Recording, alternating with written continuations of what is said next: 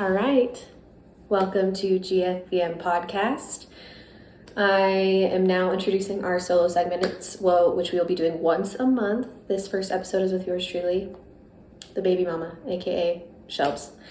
I kind of just did a little bit of a questionnaire, wanted to answer any questions or talk about any topics that you guys found of interest and wanted to know about, just to start these segments off. So I did write the questions down because that's how I work. I write things down. That's my process. But I'm going to start off, obviously, with the ones that aren't very serious, just because there are some more serious topics in here that we're going to dive into.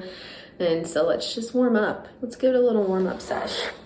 First of all, I'm currently doing this in my home this time because Mal is out with a back injury. So welcome. We are not fully set up for a podcast in here, but we're going to do it anyways. So let's see. I'm going to cross these off as I do it because I need to, but one of the first questions that I was asked was, who's your last snap from? And this is just a fun little topic that I can't wait to talk about because I hate Snapchat. I do not have Snapchat. I have had Snapchat since 2018 roughly. I don't believe in Snapchat. I'm one of those. I just don't see the point. I feel like I've obviously been cheated on multiple times. Pretty much everyone I've ever dated. It's a joke. We can laugh about it now. And Snap was a primary suspect of that. I don't really understand the need to have private messages like that. Personally, there's no reason you can't text me a photo or things like that. I've never really understood the need for Snapchat, or it's just one more way for us to just be shady and weird, in my opinion. And it's a pointless app. Pointless, stupid app. So I don't have Snapchat. We'll never get Snapchat again. I do still have an account, but I haven't even opened it. I don't know. I just don't want to lose the memories on it. So because of August when he was a baby, I imagine if I went and looked, I'd probably have requests, but I don't use it. So sorry if you guys added me and I didn't add you back. It's because I don't use Snapchat. But so yeah, there's that question. Who do you have pinned on iMessages? Just Mallory and Darren. That's it. Those are my pinned. Those are the only people I really talk to. And anyone else that texts me, I only sometimes respond. So this one's funny. How come you hide your neck tattoo in almost every photo? I don't realize I'm doing it. This isn't my good side. This is my good side. So my neck tattoo is on my bad side.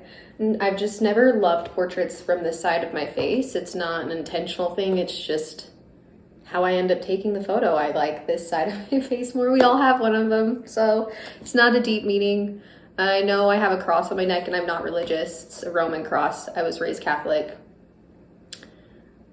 It is what it is. There's no other reason. I don't intentionally hide it. So that's the answer for that. Spill tea on your best friends. If you know anything about me at this point, you know that I'm not going to do that. I'm a good friend. That's why I've had my friends for a really long time. I will not spill tea, but I will highlight some things that they're amazing at. My friend Madison, she owns a permanent cosmetics business and studio. She's incredible, True Ink and Beauty. If you haven't heard of her, I highly suggest you go get some permanent cosmetics done by her because she's phenomenal. And my friend Cicely, she does breathwork classes and is becoming a doula. So if you're in the market for a really amazing doula, an incredible person, just a light in this world, Cicely is your girl. Just trying to highlight some businesses and value. My friend Taylor, she owns Grounds for Coffee up on 89 in Layton, if you know where that is. Highly recommend getting coffee there and supporting her business. Let's see. My friend Krista, she is going to school right now to build for web design and building websites and code. So if you're going to be in the market for that, highly recommend her. Love her to death. She did the paintings in my house and she's just amazing at everything she does, especially creativity. Highly recommend her. So yeah, I won't spill tea on my friends, but I will support their dreams. So if there's one thing I will do. It's shout them from the rooftops. So, no tea today. Just go support their businesses because they're amazing and they deserve it.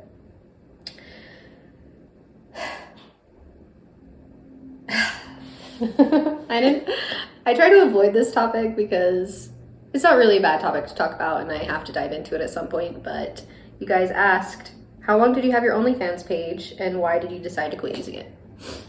Very valid question. So when I got it, it was the middle of COVID. I was doing photography full time. I didn't have a job on the side, nothing. And it was really difficult. People kept canceling their shoots. People were too afraid to be seen. They all, mask mandates, lockdown, everything like that made my life really difficult as a single mother. I needed to support my kid.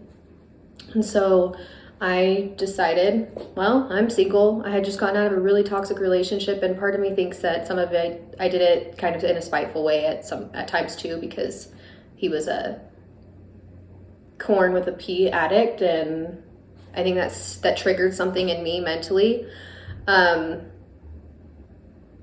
ultimately I did it because I needed more financial stability at that time in my life with COVID and having my kid and things like that. So I started it and I only had it for like 2 months, but I made a really good amount of money in 2 months, like a really good. Sometimes I'm like, dang, maybe I just go back to that because I made a lot of really good money really quickly. And most of my content that I posted was the photography aspect of things. I was doing self-portraits and I was trying to make them still while catering to what people want on OF. I was also trying to stay true to myself and my creativity and my art. And so a lot of it was really well done, really beautiful nudity stuff. So that was kind of my intention with it. But I just stopped because ultimately I didn't feel myself being fulfilled in that way. I didn't want to continue to do that for the rest of my life. And I didn't want to go somewhere and people be like, oh, I know you from OF. It just made me a little bit uncomfortable. And there was one instance where I went to my friend's work with coffee and one of the guys there had OF and subscribed to me, and he had shown everyone there my OF. And so when I walked in, they all knew me, and then I just felt them staring at me. I'm like, you've all seen me nude. So it just made me uncomfortable. That's all. I just wanted to take a step back from that and have a little bit more privacy, and that was all. But for what I needed it for at the time, it was great. So I don't knock it, and I encourage women to be empowered in their sexuality, and if that's what they want to do, I support them 100%. So all my girls with them, go you. Wish I could have continued to do it, honestly, because it was really good money. So, would you date someone out of state? Yes, and I have before. I dated somebody out of the country, actually, before, and I would do it again. I know that long distance has its challenges, but I am not so closed-minded that I believe that my person is necessarily in Utah by any means. And so I think that being able to travel and being able to meet other people and date long distance really gives you, for one, I think it forces you to get to know people on a deeper level before diving into serious relationships, moving in together, physical intimacy, things like that. I think it forces you to learn about people in a different way, which I think is beautiful. I think if you can connect with somebody without ever being in person with them yet, I think that's a beautiful experience and really awesome. So I would, and I would do it again. Long distance is hard, but dating is hard in general. So not a deal breaker for me. Would you date a Christian man? Yes. Yeah. So I'm not religious. I don't believe in God. Usually I find that that's a deal breaker for people that are religious because they want to raise their kids to be religious and to push God onto their children and things like that. And I don't talk about those things with my son.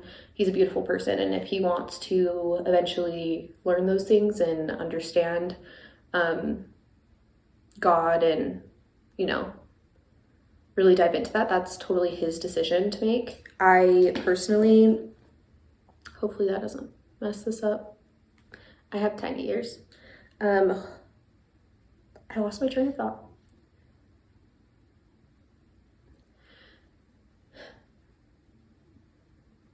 Perfect. I do believe that men I was seeing a Christian man at the beginning of last year, brief encounter, briefly for like a month, to be honest with you. And that was one of his things, is that he really wanted to raise his kids to be religious, and I wasn't into that. So I think oftentimes it can be a deal breaker for people. Personally, not a deal breaker for me. I just don't want to influence my kids. I was very much raised in a religious household. It was a very toxic environment, and my dad claimed he was Christian, you know, Catholic, God-fearing man, but he was not a good man. So I just want to raise my kid to be a good person, and I don't want to inflict his beliefs in any possible way. I want him to learn and expand his mind all on his own. And if he asks questions, I'll tell him what the world believes and things like that, but I'll let him choose on his own. So I would date a Christian man if they were open to that, if they were open to not influencing anyone else, you know, not trying to convert me, because I've been there, done that, and I'm really happy with the way that I've evolved and the way my mind works and the way I believe in the universe and my spirituality. I really love that about myself. So if they can deal with me, I can deal with them. You know, no deal breakers here. I believe that a lot of Christian men are raised with great values, especially family values, have incredible qualities. So it's not a deal breaker for me, no.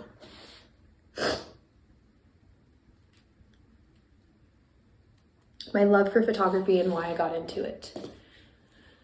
So when I was young, I was in my teens, I was very much a partier. I was a stoner. I hung out with all the guys. I was one of the guys. I would always go to skip school, go to the skate park, smoke weed, you know, that was kind of my thing. When I was about 17, one of my friends was selling his DSLR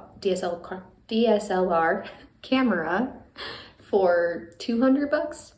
And he asked me if I wanted to buy it. And I was like, yeah, $200, here you go.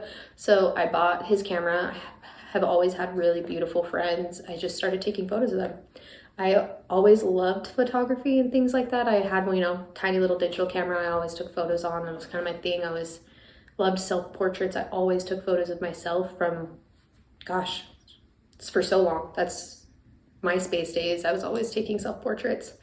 And it just evolved from there. I just fell in love with it. I already loved it. So when I got my DSLR camera, I just started taking photos of my friends and being creative. And then my friends started hiring me to do their senior photos in high school. And then it just evolved. I turned it into a business for myself. People trusted me. I started shooting weddings.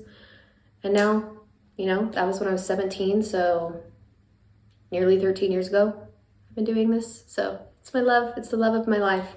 It's brings me closer to myself, I think, and helps. I feel like it's one of my callings. I was born to be able to make women feel beautiful and empowered and to express myself in this way. It's truly the love of my life, and I can't even picture not doing it ever. So I'm going to keep doing it for everyone and myself. What do you do in a day? Depends on the day, really. I currently am working 3 jobs on top of this podcast. So I have my photography business. I work a sales job full-time Monday through Friday. And then I am starting my own business. It's going to be, you know, a content ad creation business for e-commerce brands. I have a business partner, and I'm really excited to start diving into that. We're still finalizing all of our logistics, but going to be launching within the next month. I'm really, really, really excited about this. So feeling like I'm finding my place in the world and exactly what I'm supposed to do. So it's really exciting. I'm really excited. I love this for me, you know, but so I do, depending on the day, I work. Sometimes I do all 3 jobs, and sometimes I have to pause 2 jobs and be a mom. And, you know, I try to take self-portraits once or twice a week, because I feel if I'm not being creative, I kind of fall into a depression state, and I don't like that. So I have to be maintaining a creative part of my life. I shoot on the weekends, so I do photography on the weekends. In the summer, I do accept clients on the weekdays as well. So after my full-time job, I'll often have shoots. I shoot on the weekends. After my full-time job, I'll edit photos. So just kind of a working girl. That's really it. I clean, I do laundry, take care of my dog, I work out. The basic things, nothing too exciting. What's your favorite way to build core memories with your kiddo and co-parents? Oh, for me, all of it is just, I try not to hold memories at a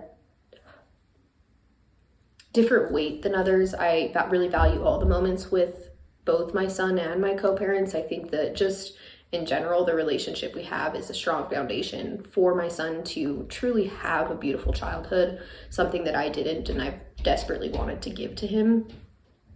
So personally, that question's so hard to answer because I just love spending time with them. I love when we're all together. I love that we get to go on vacations together. I love that we get to do, summer activities. We get to just all go to the movies. Go to dinner. We all just hang out at the house. Everything to me is a special moment just because we get to do it together. So all of them will be core memories for me.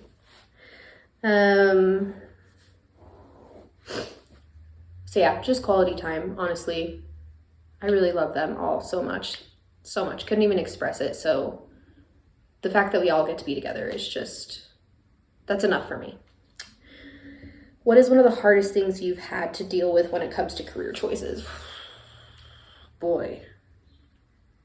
Not knowing what the heck I want out of life. I'm constantly at battle with myself. I have severe imposter syndrome. Despite how hardworking I know I am and all the things that I have on my plate and how busy I constantly am, and I'm constantly working under some level of pressure or stress, I still am like, you're not good enough. You're not doing enough. There's just a part of me that I feel still holds on to the way other people have talked to me in my life, and I haven't quite let that go yet. So I do think that is one of my main struggles with my career and my life in general. Is I feel like I'm constantly not doing enough, even though I'm constantly doing probably a little bit too much. I think that'll be my biggest struggle, ultimately, because I know that I can be good at anything I try if I just, put in the work for that. So my biggest struggle is, telling myself I'm good enough and I got this, really. This episode probably will be shorter than our others just because ultimately I don't have as much to talk about. When I have Mal there, we both have stories and exciting things to talk about. So it's easier to go back and forth on those things. I just saw a spider and now I can't see it. It's gonna stress me out, but it's okay. It's okay. It's okay. We hate spiders in this house though. My rug has black on it and I let it go. It deserves to live. It's just a creature. This is the one thing about living on the bottom floor and it becoming spring, I'm just not sure I'm going to be able to handle very well. So if anyone wants to be my personal spider killer, just please.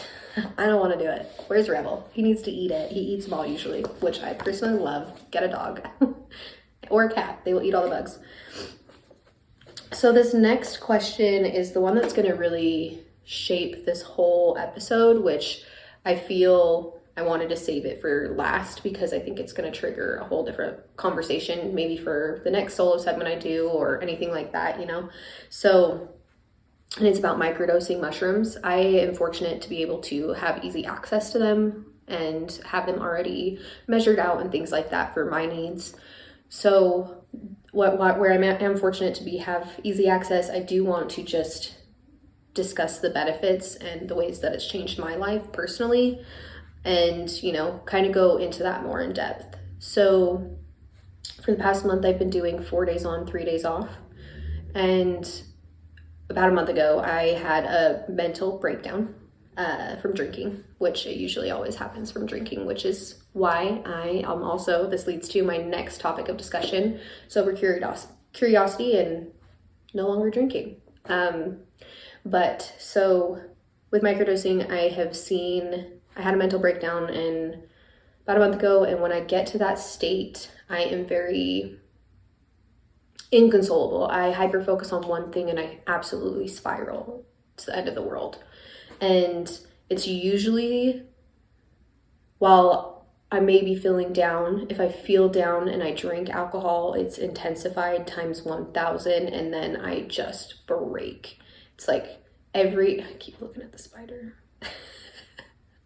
it's fine.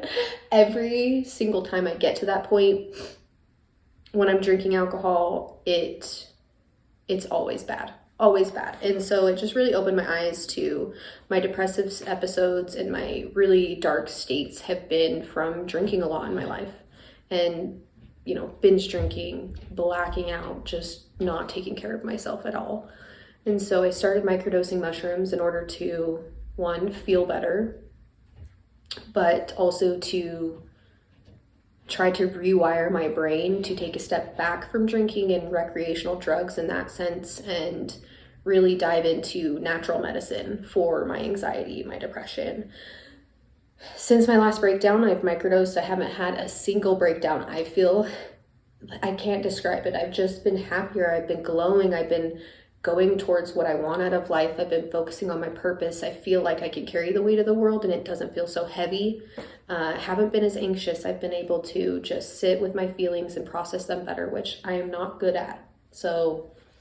Which I'm challenging myself to be better at, and it's just been a complete game changer for me. So while I understand that people have their reservations about natural medicine, I highly encourage everybody to do some deep dives in research, because I just don't believe in the other ways.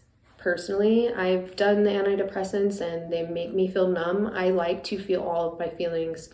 I'm a big feeler, very emotional, very sensitive.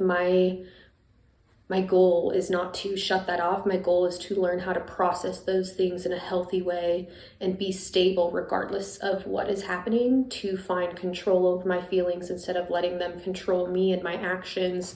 And I believe that mushrooms is helping me do that, where I can still feel all of these things so deeply and so beautifully, but I don't react so poorly, and I'm able to let them wash over me. They don't consume me. I don't have to live with those feelings forever. I just have to feel them in that moment, and then I can let them go. It's been a really beautiful experience for me. This leads into some of the other things that I've been trying to work on within myself. So I actually got a life coach. I've only seen her once, but I am so excited about her. Everything that we discussed in our first session was so eye-opening in itself, and I'm so excited to see where it really goes with me. We do have the intentions of doing a guided meditation while I am microdosing. Well, not microdosing. I don't really know the level of which we're going to be taking it, but she does do guided meditations. Like she goes off and does like ayahuasca retreats and things like that. So she's very spiritual. Her intention with working with me is to rewire my neural pathways, to not live in my pain body, as she calls it, her ego body, her pain body, to shut off my biggest critic in my brain, to understand when it's them talking and versus me. The way that she processes things and talks about them is so different than traditional therapy that I've been to, that her intention is to give me tools to help me be better in life, to rewire my brain, not just to bring awareness to things, because I have a lot of self-awareness. I'm very aware, almost overly aware. So with her, it's more that using my awareness as a tool, acting on it, finding things that help with those triggers instead of just being aware of them in itself. So I'm really excited to continue going to her. I think it'll be a good topic for me to discuss on here as I learn more about myself and my healing journey and what's holding me back. I think that it'll benefit me, and hopefully I can give you guys some insight on, the benefits of microdosing these things, doing these guided meditations, really diving into what is holding me back, changing my mindset about things. I like to think I'm a relatively positive person, but I could always be more positive. I could always, focus on the good a lot more. I think everyone can. So I think that this is going to benefit me in those ways, and I'm excited to change my life. I think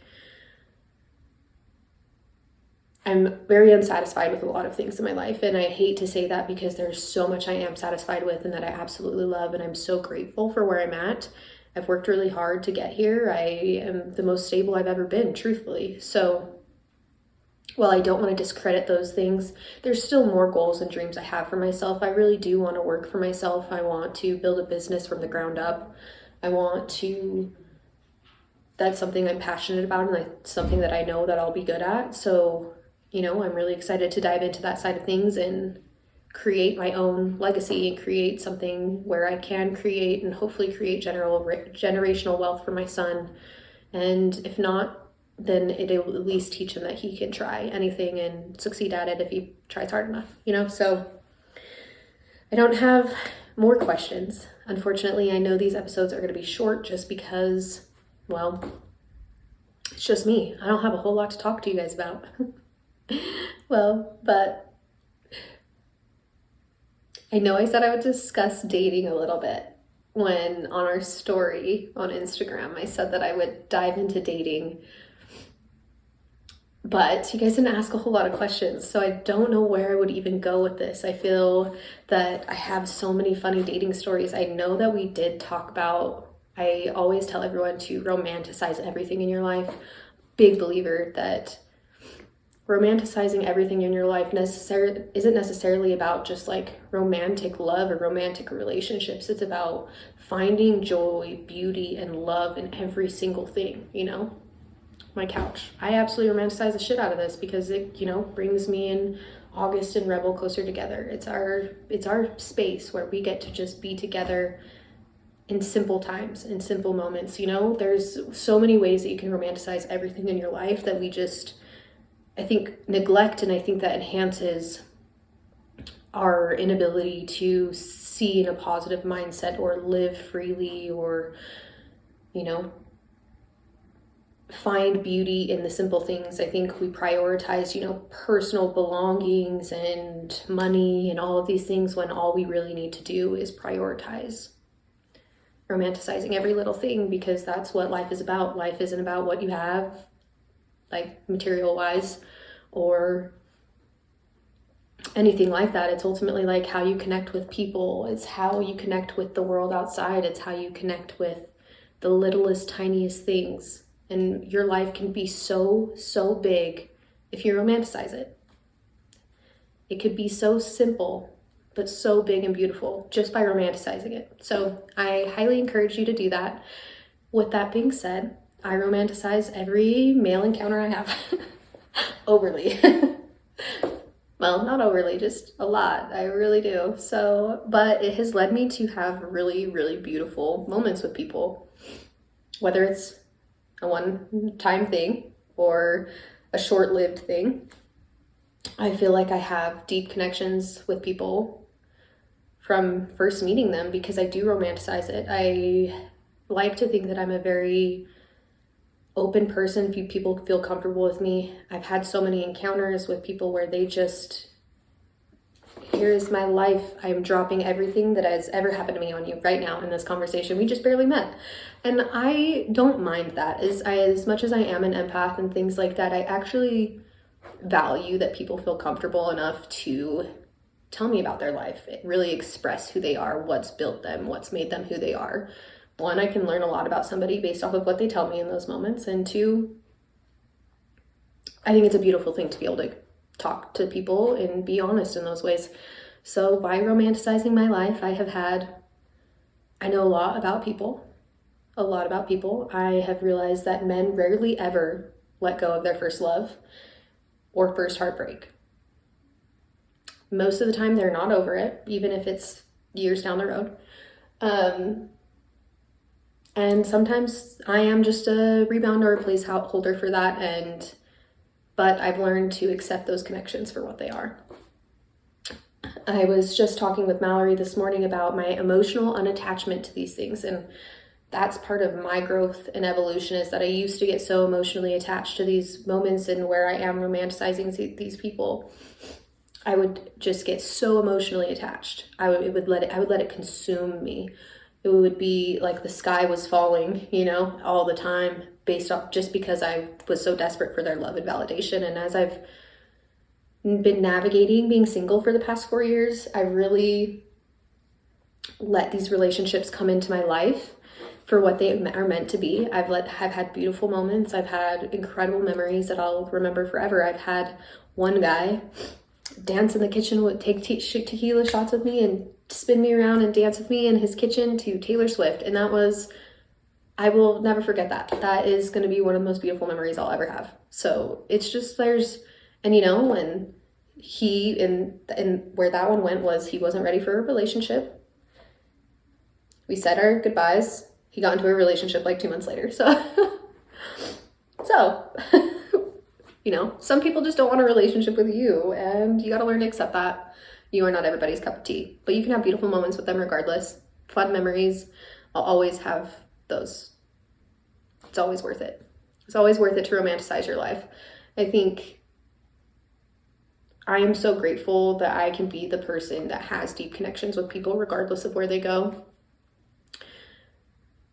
instead of being closed off and cold. I never want to harden. I always want to keep my heart open. I always want to do everything with love, and I haven't always been that way. I've let the world harden me before, and I'm finally softening back up. I'm finally finding who I truly am and what brings me joy and peace, and that's showing up with love in situations where I may not receive it back, and that's just the way it is. So I don't really have much else to talk about besides that, so I'm going to end this here, but thank you guys for this short solo segment. I imagine we will try to make them a little bit longer in the future, but this was all last minute planning. So appreciate you guys being here, and thank you for listening and following us and supporting us, and, you know, just giving us this platform to really dive into what we believe in and who we are, and talk about things that can be beneficial to everyone. So love ya.